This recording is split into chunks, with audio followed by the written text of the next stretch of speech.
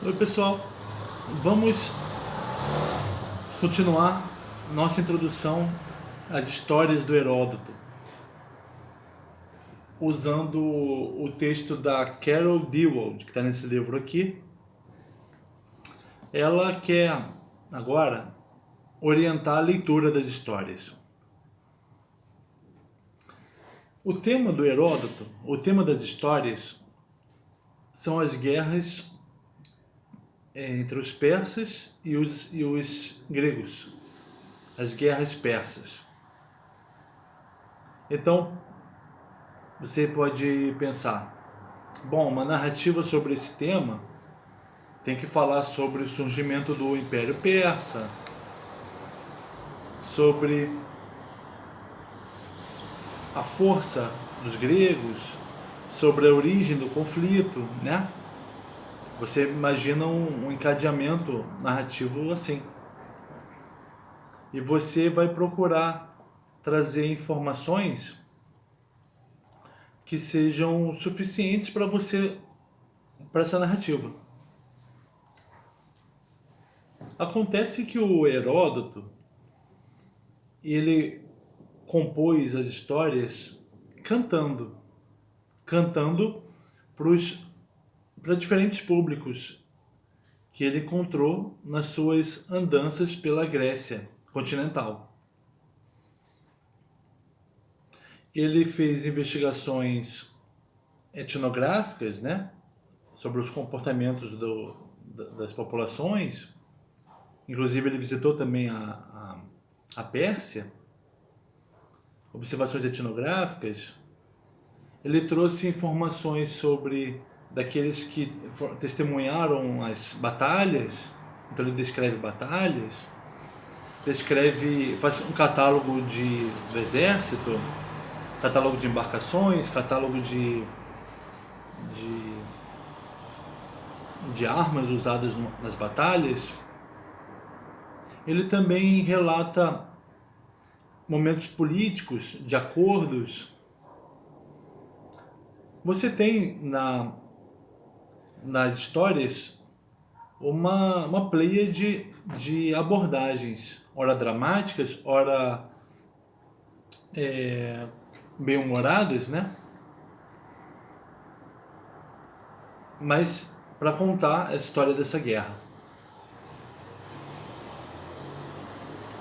Quando você lê, nós que estamos acostumados num encadeamento narrativo tradicional, né, linear, nós vemos muitas digressões. Mas isso se dava pela composição oral do texto. O Heródoto, à medida que ele viajava, ele ia se informando e ele ia acrescentando as informações novas à sua narrativa. Coisas que talvez o público da vez, né, que ele encontrava ali, talvez não soubesse, mas ele inseria fatos que ele poderia considerar interessantes, reflexões, inseria na narrativa. Isso está demonstrado no texto, quando foi escrito.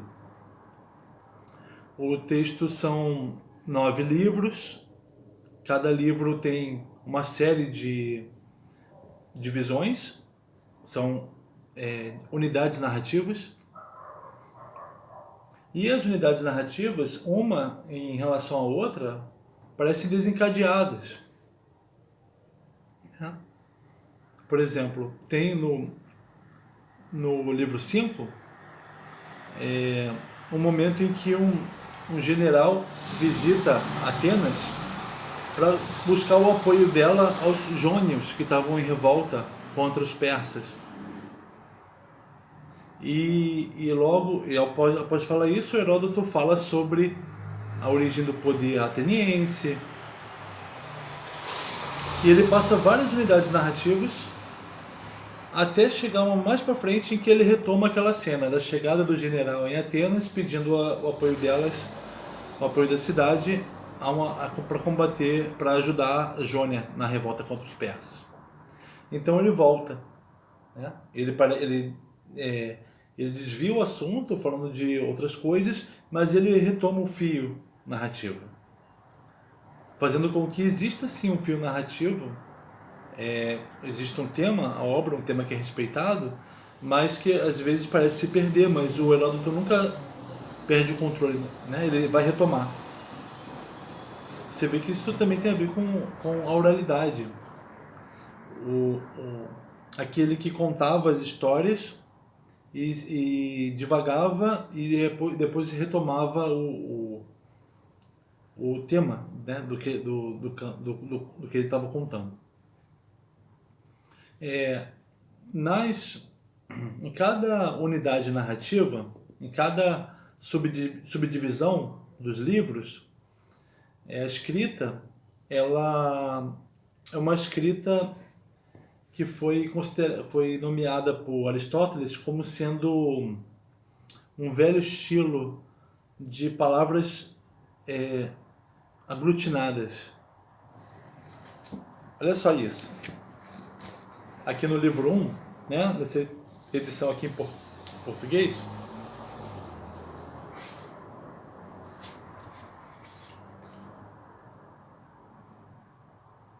ó, livro 1, né, parte 33.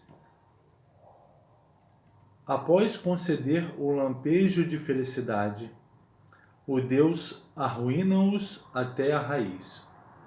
Ao dizer isso, ele não foi de modo algum agradável a Creso, que não deu importância nenhuma ao seu discurso e mandou-o embora. Ponto vírgula.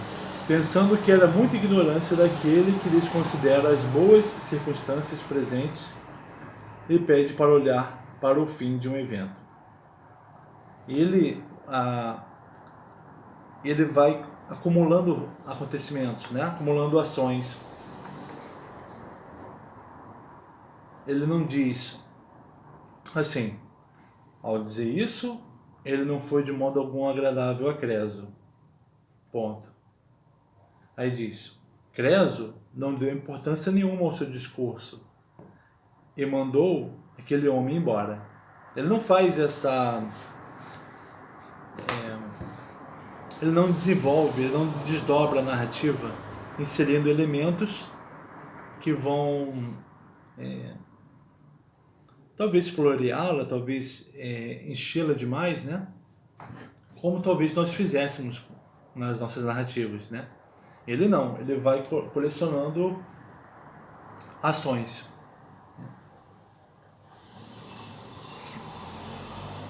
Quando nós lermos o Heródoto, nós vamos lembrar disso, principalmente da questão da aparente perda do fio narrativo, né? A gente vai se encantar pelas descrições, pelos detalhes que ele traz, né, da vida de grandes políticos, mas a gente vai parar, em certa hora vai pensar, mas e o tema, né? Mas mais para frente ele retoma. Quando chega nos livros finais das histórias, que é quando começam a haver as batalhas, né, entre os gregos e os persas, aí ele faz menos digressões. Aí ele se atém mais ao tema.